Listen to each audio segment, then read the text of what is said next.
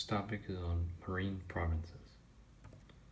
There are three major marine provinces. There's continental margins, deep ocean basins, and mid-ocean ridge. Continental margins are shallow water areas close to shore.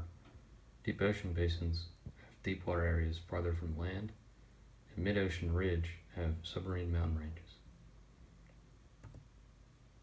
Continental margins have two types, active and passive. Active have subduction zones, passive have none. Convergent or transform plate boundaries are found in active, as well as tectonic activity in the west coast. Whereas in passive, there's no close plate boundary or any major tectonic activity in the east coast. There's the Atlantic type, which is passive, has a continental slope, shelf, and rise. Example would be the east coast of the United States.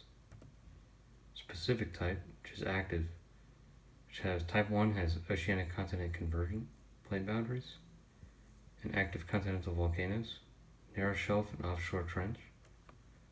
Type 2 has transformed continental margin. They're less common, have transformed plate boundary, linear islands, and deep basin close to shore. Continental margin features are continental rise, slope, and shelf. Continental rise generates deep sea fans, ocean trenches, and volcanic arcs.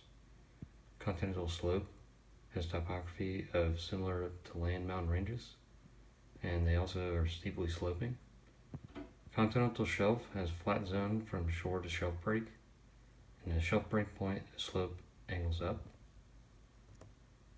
Deep ocean basins have underwater plain. They are between the end of margin, which has the rise and trench, and mid-ocean ridges. A suspension setting of very fine particles. They have sediments covering crust irregularities, and they are well developed in Atlantic and Indian Oceans. Mid-ocean ridge is the longest mountain chain on Earth. They have volcanic eruptions, hydrothermal vents. They are divergent. They have seamounts, which are tall volcanoes.